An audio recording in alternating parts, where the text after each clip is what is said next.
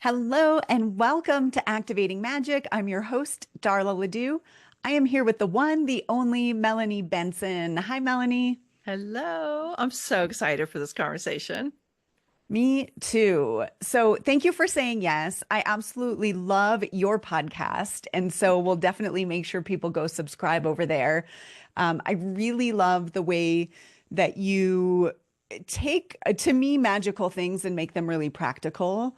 It's so actionable and clear, and like you're very transparent about what you're working on and what's working and what's not and getting the best experts in. So I love that. We were connected for ages, but then finally got to meet in real life last year at an event or earlier this year. And so you've been around a while in the coaching space. Um, I'm curious about two things, I guess. A little bit of your origin story and how you decided to take a leap into this world. And then if there's been a major pivot point or ever a moment where you thought I might exit this, not the world of coaching, or I must evolve or I'm out kind of thing. Evolve or die. Exactly. Yeah. Well, all of it. All of it, yes. I think, when you've been in this business for a while, it's like kind of normal to question things at times. And I think questioning and being curious with what else or what's emerging, and I think that's healthy. I think it's when it turns into doubt and fear and you feel like you're drowning, that's when it's not so healthy. Or at least that's a sign that maybe there's something to shift. Yeah. So kind of how I got into this, talk about guidance. Mm. There was a series of synchronistic guiding events that occurred. I had for about 5 years been doing very deep spiritual work. Little known fact, I had been training to be a spiritual counselor. And I was actually, I think I was a little out of my mind at the time. I was doing three very in-depth training programs at the same time. I was doing my graduate degree, I was getting certified in project management, and I was doing spiritual counselor training program all at the same time. I don't even know how I had time to breathe. Wow. But but I think there was something that started to really kind of shift and recalibrate in me. I was feeling this yearning to be more of an impact in the world. I did not feel emotionally bonded with the work I was doing in the Fortune 500 company, but Were something you doing really, project management work? hmm yeah, Okay. I did a lot of things. I was an entrepreneur, so I kept getting pulled into these different roles, but I didn't feel lit up by anything I did there. I felt like my soul was being drained. And I spent most of my life up until finding coaching, feeling like a round peg trying to fit into some kind of shape that never fit. And one day there was a manager of mine who I actually had a lot of respect for. He was a friend of mine and he'd become my manager. And I got called in for a meeting, and something profoundly different was occurring in that conversation. Mm. Instead of feeling like I was being told what I need to do differently and how I was supposed to like follow some procedure or do something different, he was asking me questions. And the questions he was asking me were causing me to feel very differently about who I was and what was possible. And a light turned on, and I said, "Hold on, what are you doing right now?" And he said, "This is coaching." And I Mhm. said, "Well, I don't know what this is, but I love it and I want to figure out how to do it. That's what I want out of my life. That's what I want out of my career." And it Wow. just sparked this whole initiative. And, the company had been working with Stephen Covey. Stephen Covey had become their consultant many years ago. Well, I decided I would be a coach. I got them to pay for my coach training. I do the whole thing. And I am walking through a bookstore one day, feeling very overwhelmed, doing three training programs and working full time. Hello. Imagine that. Right. I mean, it's so crazy. I walk past this book round. You know how they have the rounds with all the books piled up? And this book literally falls off the table in front of me.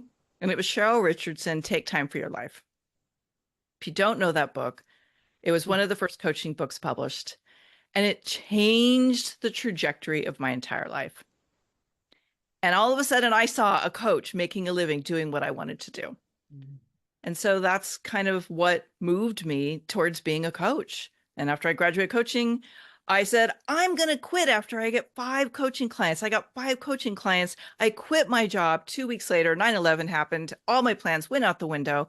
And I had to figure out how to navigate a career that I had no idea what I was doing and make money. And that's kind of how I entered into the space. Isn't it so interesting? It's like 9/11, the guest I just interviewed, her pivot point was 2008, 2009 and the Yeah. recession. And then a lot of people made so many changes. And then COVID, it's like almost like we get awakened just in time for something. It's I'm sure it so didn't feel that way interesting. at the time. Well, you know what was getting awakened? And again, like interesting things always occurred. I really believe that when you have clarity about who you are and the impact you want to make in this world, I call it what your ripple making desire is. Like, what's that purpose you have? Then um, there's that saying by W.H. Murray, once one is committed, all providence moves. Providence was moving. It was guiding me. It was shaping me. It was Just moving that book off the yes, shelf. right. But it was also removing things out of my way. I had a relationship shift. I had to figure out how to pay for my life, and I was making nothing. And so I had to learn how to overcome the blocks that at that time, 24 years ago, as we're recording this, were very scary for me. I didn't know how to market. I didn't know how to sell. I didn't even know what coaching was. I just got training. They said, go charge $350 a month and like meet with people 3 times a month. Well, that wasn't really going to sustain my life in LA. Like, you can't live here for under $2,000 a month. So, yeah, it really changed a lot of things for me. And I think the guidance that continued to show up for me is what do you want and who do you have to become so that that want can become a reality? And what got placed in front of me was I got invited to a Mark Victor Hansen event. Wow. Didn't know who he was. I'm sitting in a room and I hear somebody stand up in front of the room and say, hey, I have this opportunity for people to run a networking group in Los Angeles. Well, I'm like, I know how to get stuff done. I won awards for getting goals met in record amount of time. I can do this. I have no idea what's involved. So I say yes. And somehow they gave me responsibility to roll this networking group out. And that networking group changed everything for me. The nudge to say yes, even though I had no idea what I was doing. I know. I got to know what the nudge felt like. Did you feel it in your body? Was it like just like a click of recognition of the opportunity? Yeah, I Like, think that's what it was. I mean, it was a long time ago, so this is for me. I barely remember the feeling state around it. I think what I said is, I know when I'm in a leadership position, things change. Mm, I know how to lead. I know how to inspire people to get things done. Right mm, now, I'm not leading, I'm invisible.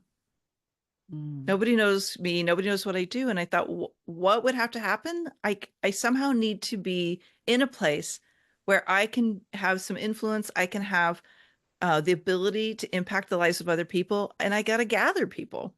mm. And there was just something that I knew that would work about that. So yeah, that Amazing. there's a lot that happened from that, which I'm happy to share. But meeting the right people, getting into masterminds, having connections with some of the biggest name speakers in our industry at the time. And all of a sudden, they all wanted something from me. They wanted to speak on my stage. Right. So I had to get good at a lot of Amazing. things. And I had to overcome a lot of limits and a lot of fears and a lot of limiting beliefs. You used the word invisible, Hmm. and I know this is a big word for you. Um, why were you invisible at that time? What do you think was going on? I think I there's mean, I three knew you were things. new, but like Yes, besides that that. was one of the three. I think the second one was I had no idea how to articulate the value of what I did. And I notice this happens for a lot of the clients I work with today, whether they've been in this business for decades or they are newer. If you haven't learned how to articulate what you do, who you do it for, and what's the outcome people can count on, it isn't always easy to stand in your confidence and shine. Yeah. I was kind of hiding. Mm. I was hiding in plain sight, really. Like I was trying, but I hadn't owned my brilliance. I hadn't owned an outcome. And honestly, I think for a lot of coaches, it takes a little bit of time to find your click, to find the thing that you do well and that really is authentically aligned. I think the third thing that was going on is I had some unresolved childhood trauma that I had no idea about, Mm. and I I just didn't know how to be confident. Mm. I knew how to react. And looking back on it now, I can totally see how this was true. But like when people would say, "You're a baby," because even though I was in my late 30s, I looked young. Yeah. And people didn't know what to do with that. And they're like, "How could you mentor me in anything?" And Mm. because I didn't have the confidence in the messaging to go with my bravado and my courage to organize these things, I didn't make offers. As a matter of fact, Mm. Darla, you will love this with the work you do. My very first event, because I was like, oh, successful people put on events. I should do an event. I had no Great. idea what I was doing again. So I organized this event and I do the whole event. And it was a great event. People had massive breakthroughs, Mhm. but I didn't make an offer. Yeah. And people were like, how do we work with you? What's next? I'm like, I don't know. Oh, wow. I guess I should have done that. So, yeah, there was a lot of learning. Yeah. And, some of that is just when we don't know, we don't know. Like I remember Yes. the first event I went to, it was called Experience the Reality of Success. And I just felt an intuitive hit to go. And they did make an offer.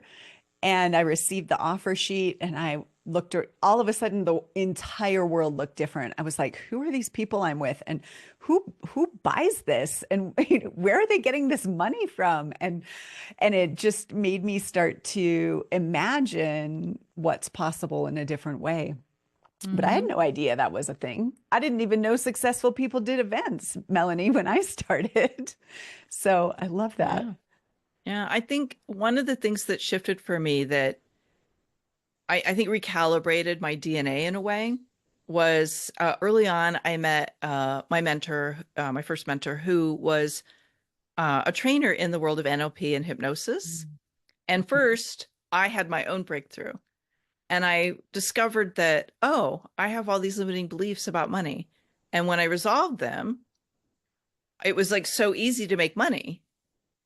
But then I started to look at the structure of what he was doing and, oh, this is how people get into 6 and 7 figures.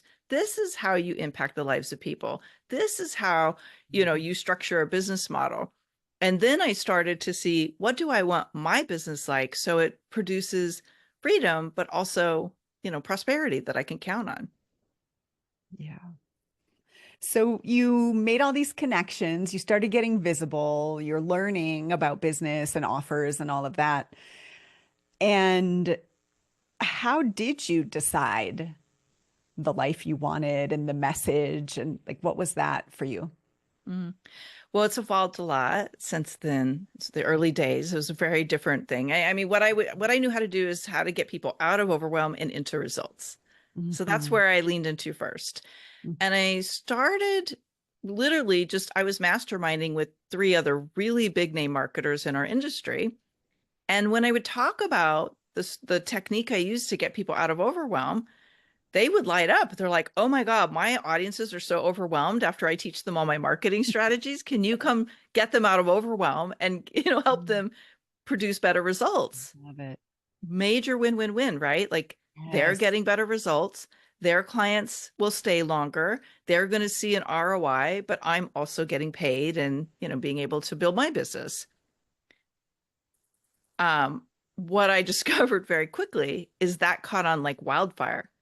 And here Mm. was the first clue. And this is what I teach when I help people uncover their lighthouse message. What is the problem you uniquely solve? And how is that problem being created by other people when they're doing their superpower? Ooh. Right? Oh, say So that this is a unique way again. to look at it. Somebody else is creating the problem you're uniquely Yes. designed to solve.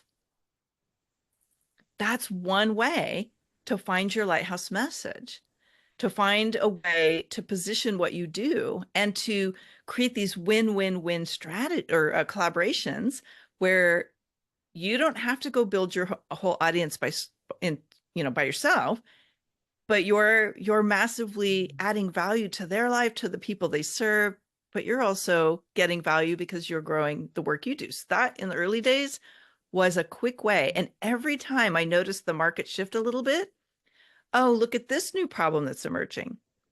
Yes. People have all the stuff to do and they're trying to do it all by themselves. What if I teach people how to leverage their time and their talent more effectively so they can grow? Mm, So that became the next nudge I got. It's time mm. to really specialize. It's time to be known for something. I just didn't know how important and essential that was going to be till I was in it. Because back then, I was just following the spark. Where's the spark lead me next? Where's the nudge? Where's the guidance coming from? Where's the opportunity that's lighting me up right now? And that's what I would lean into. Wow. What you grew up in a spiritual environment, right? Somewhat. Somewhat. Intellectually, there I was feel like I've heard that on spirituality. your podcast. Yes. Yeah, Well, there was intellectual spirituality, let's just put it that way, by one okay. of my parents. Not embodied per se. Yes, that's a great way to say it. It wasn't Okay. necessarily embodied, but it was a seed that was planted, actually Okay. by Bob Proctor, if you know who that is. Mm-hmm. Oh, not Bob Proctor, I'm sorry, Raymond Hollowell, who was Bob Proctor's Oh, mentor. the original Raymond Mhm. Hollywell. Wow. Yeah. Yes. My first mentor had me read his books. I mean, I read it Working over with the law. and over and over and over. Yes. So love that. Um, and then, I don't know why I'm saying this, but it's like I refer to it as the old white man lineage. So it's like, yeah, I got tremendous value from that. And I read it now and I think, okay, like, and there's more, like we've evolved so much. So, Yes. um, the someone else is creating the problem you uniquely solve and then following the breadcrumbs. I remember my Mhm. question. The spark. Yes. Yes, this spark. And I love that so much because a part of my work is helping people really recognize when they're in a default energy pattern and they're just maybe proving or like trying to save people or trying to connect at the expense of being in their sovereignty and then there's sourced energy when we're really tapped in and we're clear, like you said, clear about who you are, what you want, what you actually want to build and but being in that energetic, like we aren't always clear in our mind. Yeah. At least that's my experience. I Yeah. can if I go in my head, sometimes it's a scary place, right? It's fuzzy, it's lots of ideas, it's like, duh, duh, duh. But when I'm tapped in and I know this energy feels alive, and then I can look for, oh, that's a match. It's a match to the aliveness that I want to create. And that's what I hear you saying is like following the magic. Hmm. And I'm wondering how you knew to do that. Like, was that just innate in you, or because so many people get so stuck in following what society says we should do? Yeah. Well, I think at the time, I would say there was a lot of influence that came from my spiritual training about being present. I used a lot of my spiritual tools, and looking back on it, I know how limited it was because there was a very heavy dose of practical and logic driven um, wrapped around what I was experiencing. And as a matter of fact, one of the things that happened is I got so wrapped up in the logic of everything that as we entered into 2008 and 2009, it all toppled. Mm. I wasn't listening to my intuition. I wasn't following the spark. I was building a business because I was so afraid to lose what I had built. And I Uh-huh. was so afraid to lose my team. And I was so like moving into a place of fear. Like, I don't even know what was driving the fear, but I think I had reached the edge of my capacity for more. And I didn't have the tools or the self-awareness yet to navigate that transformation. And so as we entered into the financial crisis, I hit one landmine after another landmine, this perfect storm of all this crap going wrong. And it was humbling. It was painful. It was embarrassing. Like, I cultivated this deep shame around it all. I didn't handle things particularly well. And I lost the connection that I had with my guidance system. Mm. And What do you mean when you say you didn't handle things particularly well? yeah, like I made Like, is that true? mistakes. Oh, I think so. I think, yeah. well, so here's the thing. As a human being who was massively triggered into Yeah. deep childhood core wounding, I was surviving. And that was like the Yes. best I could do. The version of me who is who I am today wished I would have had the capacity and the resourcefulness to Mm, do some things differently, because get that. I wished I could have navigated some conversations a little bit differently.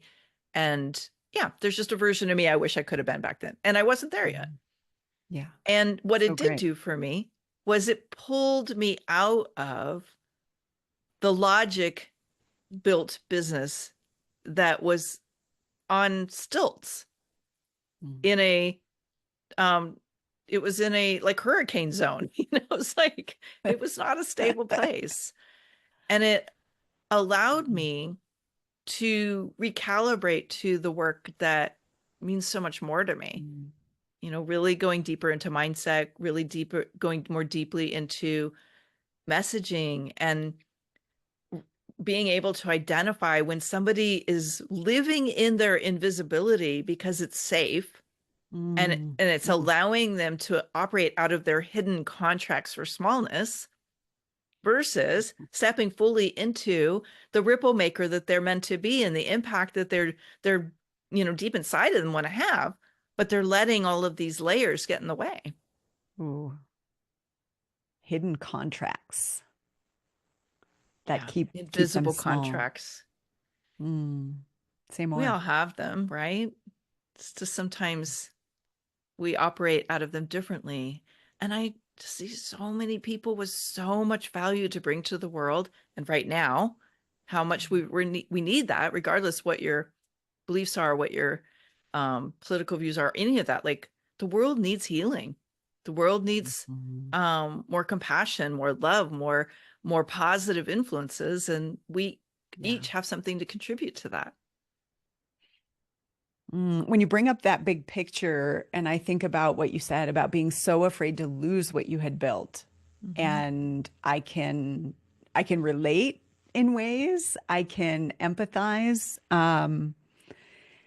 and I'll go back to I worked in corporate. I worked in lens crafters in marketing. And this was a job that I took because I really wanted to be a coach and help people with their self-expression and, being who they are in the world. And I knew that, but I was too afraid. And so I thought if I help people find the glasses that are their self-expression, like, oh, maybe that'll work. Like I can just stick myself in there.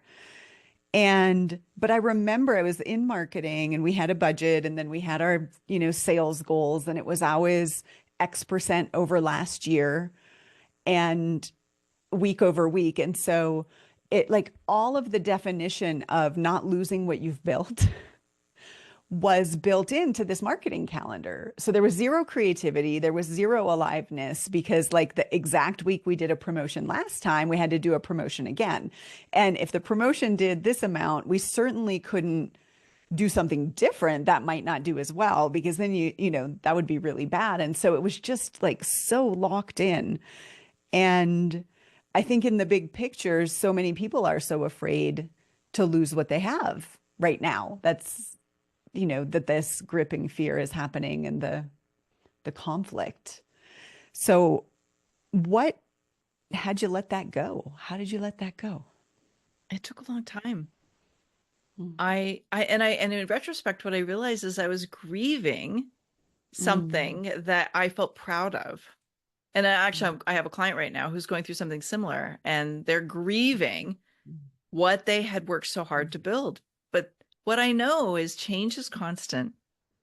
We are constantly being called to evolve, to grow, to shift, to transform. And we can't stay that version of ourselves forever. And so there's this deep desire and this need that we're being called to something greater, more impactful, more aligned with our true self, but yet that old version of us was comfortable.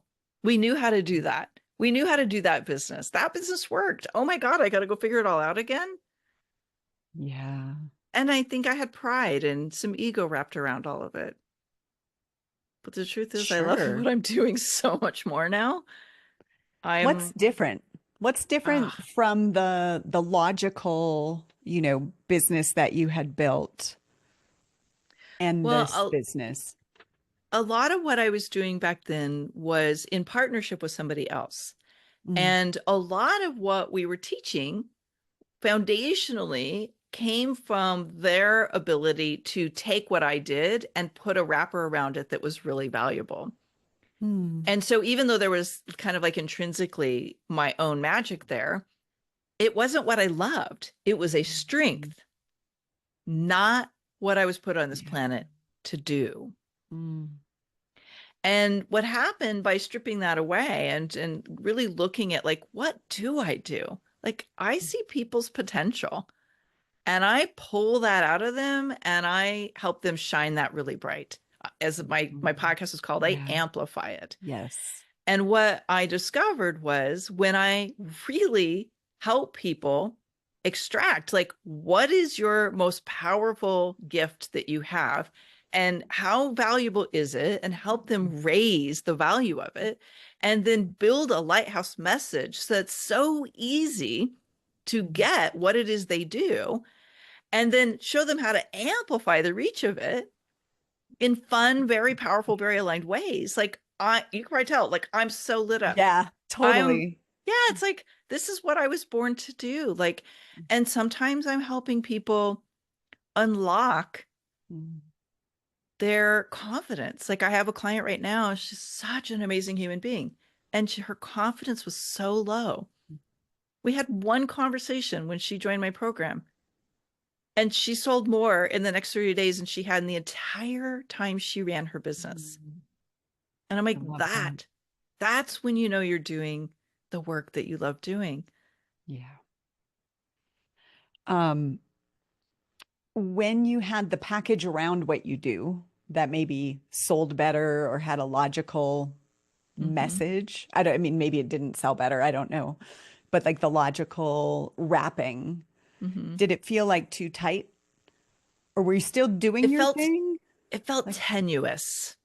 mm, Like I was always like, I felt like, like that house on stilts. yeah. And so here's what was also really unique is we were in a different time. I don't remember when you started your business, but if you're listening in and you started your business pre 2009 Mm. and you were part of that uptick of like people just threw money at things. Like they're like, "Oh, that's a popular program. Let me join."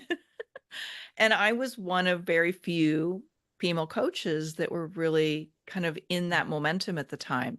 So things were easy. I sent an email out and 30 people would join my program. So, I'm so glad you said that because I started in 2009 and then I built this program with this email campaign and I didn't know anything. I just, copied people and thought I knew what I was doing. But they I had the impression that people sent emails and then people bought things. Mhm. And that didn't happen for me, which is legitimate, but it wasn't happening for other people I knew either. It was like, wait, is this just a lie? That was my feel. So thank you for saying that it really was like that until it wasn't. Yeah, I think as we've gone through these different world crises, if you will, the buying behavior changes. And one of the things I've learned, I actually just put out, I just recorded my end of the year episode where I kind of recap Ooh, learnings from the year. And like there's this, you have to navigate the changes and adapt to them rather than like, oh, this is what we do and I'm not changing. And yeah, this is what we do. Oh, it's not working anymore. What do I need to do differently? I wasn't adapting fast enough. yeah. And I'm that just was a muscle I had to build. I'm talking about this a bit with my retreat work right now, that you don't want to learn a checklist, like do it like this. It's really about embodying the magic, because when it changes, which it will, we know what to do, right? Because it's like we know the transformation that we're guiding, and then the details we can sort out. Yeah. Yeah. And I'm wondering, I get curious about that, is like perhaps there's a checklist that starts us and Yes. then the integration of embodiment of like I can navigate anything that comes my way. And what I was thinking of is my clients who are learning how to be a really great guest. Mm. And they're Yes. they're not doing that right now. That maybe some of them never done it and some of them are like, it's not working very well. What am I doing wrong? And so first there's a new learning and there's like a here's what we do, here's a checklist, right?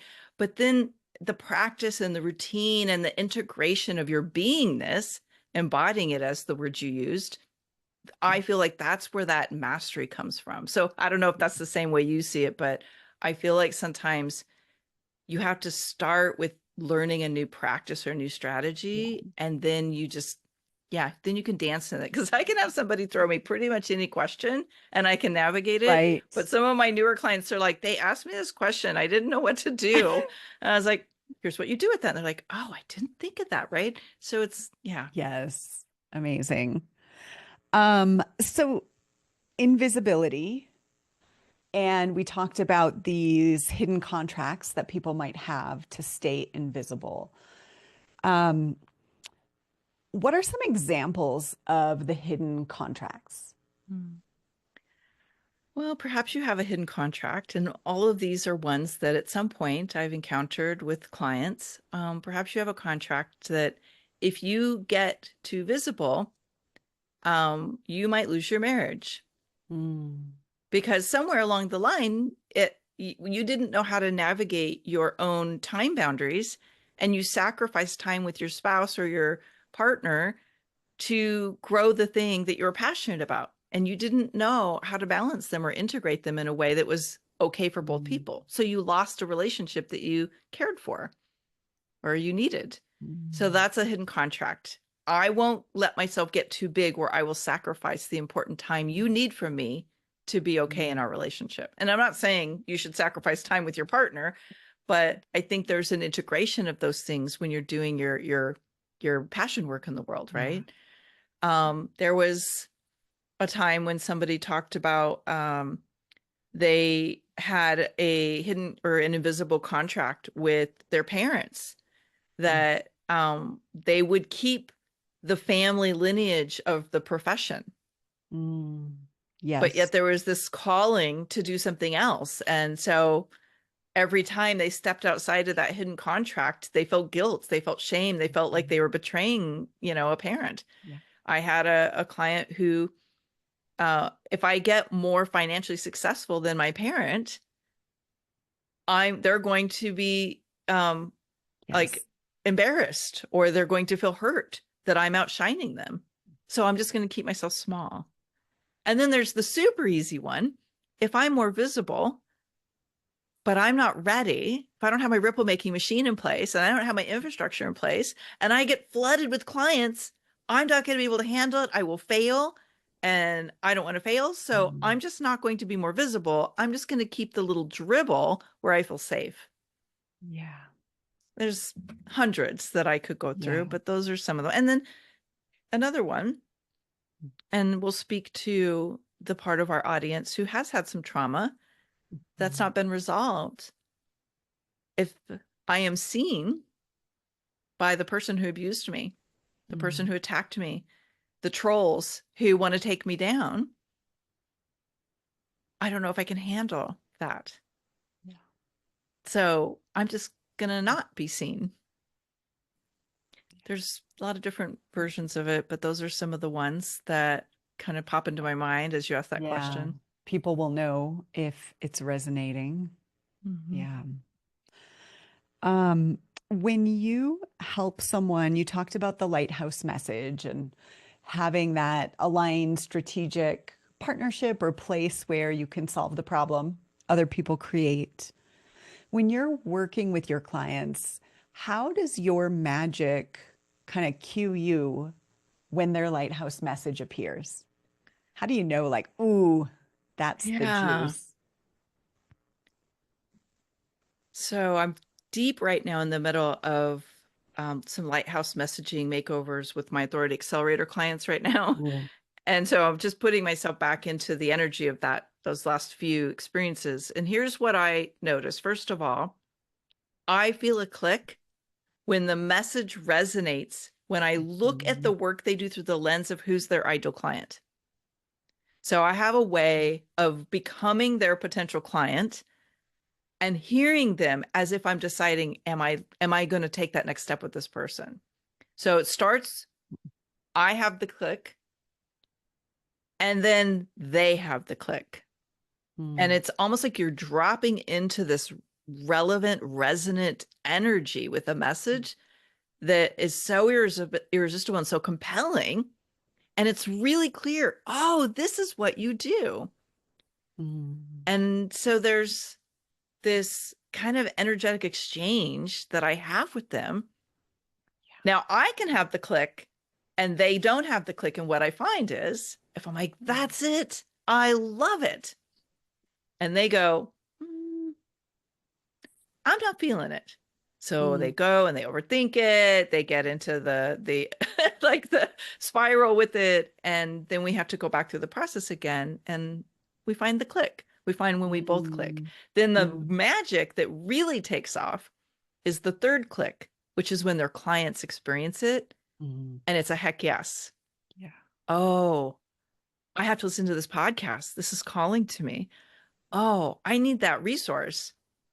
It speaks to exactly what I need. Yeah. That's the invitation?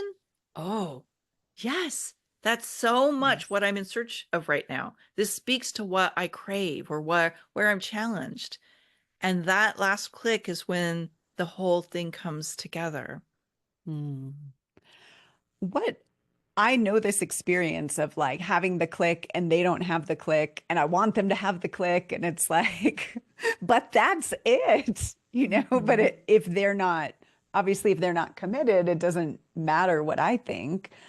Um, when this happens, how, I guess I'm thinking you're giving them space when do they eventually come back around and click on the same thing, or is it different? Sometimes.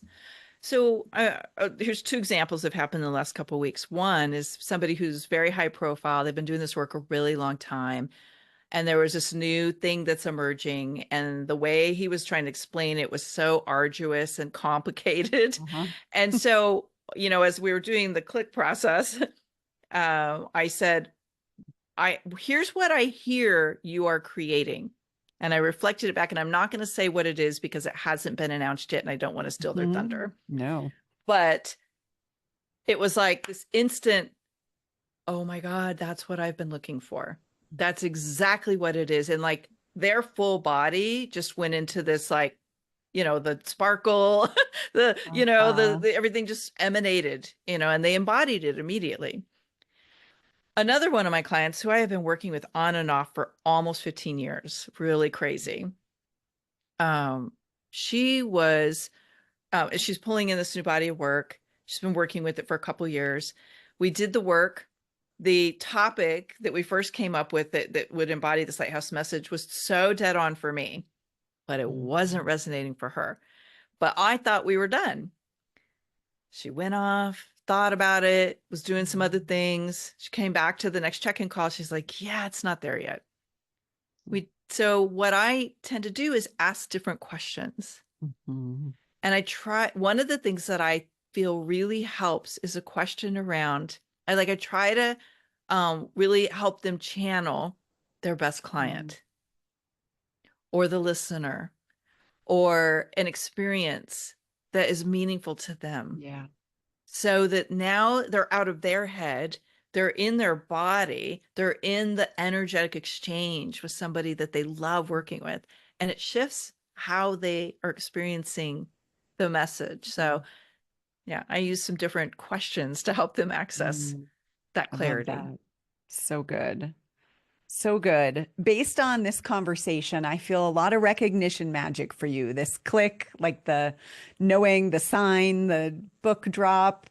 So, for what it's worth, that's what I would type you as. And I love Oh, it. So okay. I juicy. love that. Thank you. So Now I need to know juicy. more about what that means, but we'll talk about that Uh-huh. later. Right. Speaking of, I have a quiz and you have a quiz. So I really wanted to segue into, you talked about the ripple making machine. And y'all, you can totally hear how Melanie is so good at creating frameworks and branding the framework so it's memorable and like feels like a tangible thing. Yeah. So just love that. I hear that throughout. Um, What's a ripple making machine and what's a ripple maker? Yeah. Well, a ripple maker is somebody who's here to have a greater effect by touching people exponentially. So Mm. you're here to put your body of work out, and then by transforming that person, they're going to transform a person, they're going to transform a person. Yeah. And your work is bigger than what you're going to do one to one with people. This can also happen through groups, it can Mm. happen through movements, it can happen through getting your work out, in a scalable way. A ripple making machine are the elements that you have to have in place for your ripple to grow, to help you make big waves without, turning into somebody who's working 200 hours a week. Yeah. And we have to have the message. We have to have, a visibility strategy. We have to have an offer that is so energetically aligned with you, but also so compelling to the person that it's meant for. Mm. So we have to have these components, and there's 7 total. And I like helping people get their machine in place. I think when you've got all those pieces working, you're on fire, you feel unstoppable, and you can make big, bold waves. And you know that those waves are going the direction you want them to go. And so I put a quiz together. I call it your Ripple Maker Readiness Quiz. Are you ready to make the ripples that you know you're born to make? And is Mm. there a few little twists or little enhancements you can make so that your ripples are going the direction you want and they're having greater impact and bringing in greater revenue in the process? Do you want me to share a URL here, or you want to link it up in the show notes? Sure. We've got melaniebenson.com/activating magic, and we'll also put it in the show notes. Perfect. Um, and you talk about going from the hidden gem to the ripple maker. Mm-hmm. What, Yeah.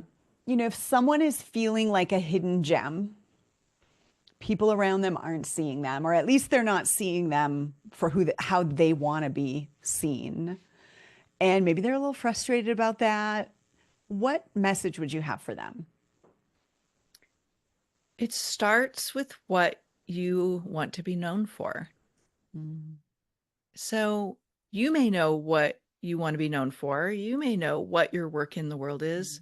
But if somebody goes to your online presence and can't quickly identify that you're known for isn't clear. Mm. So it starts with being clear. What is it that you do? Where does the spark ignite? And then translating that to a lighthouse message that's not just meaningful to you, but also resonates with your ideal Right. client, right? Like I work with a lot of people where it's like, I love this message. Don't change it. I'm like, it's not working. Right. So yeah, you have to be open to letting it evolve so that you're building a bridge between their world and your world. Mm. Yeah. And what if someone doesn't know what they want to be known for? They're like, I Mm-hmm. don't know, just feel invisible. Yeah. Well, so there's probably something that you do that is your superpower. Mm. And Maybe you've been collecting evidence that you're not enough Mm, and you're letting that act like a bunch of wet blankets that are weighing you down. mm, Or perhaps what you've been trying just isn't working. And it may not be anything you're doing wrong. It may be that you don't understand who your ideal client is. You haven't built an audience. You don't know how to amplify yeah. the reach of your message. And so you're waiting for things to come to you instead of going out and finding a way to be visible where people are looking for what you do. And Yes. that's where things start to kick into gear. Stop waiting. Mm, Get clear. Get really, really clear. And then go mm, light that spark out there. Be a lighthouse, right? yeah. Beautiful. All right. So we shared where they can find the quiz. I also just want to put in a plug for the Amplify Your Success podcast. It really is the only one I've been listening to lately, Melanie. I really love the guests you have and especially your solo episodes. So you said you Thank you. just recorded an end of year one. I think people should definitely go look for that when it comes out. So thank you. Thank you for who you are. I'm really glad to do this with you. I know you help people with podcasts. So if people here are listening and they are loving you and your approach and they go check out your podcast, you can also learn how to be a great podcast guest from Melanie. Thank you. And thank you so much for the invitation. And thank you so much for listening today. I can't wait to hear, was there an aha for you today? Mm. Share it with us. I know Darla would love to know, and I certainly would love to know. And that is a tip for how to be a great podcast guest. Thanks, Melanie. Thank We'll see you. you all in the next episode. Bye, everyone.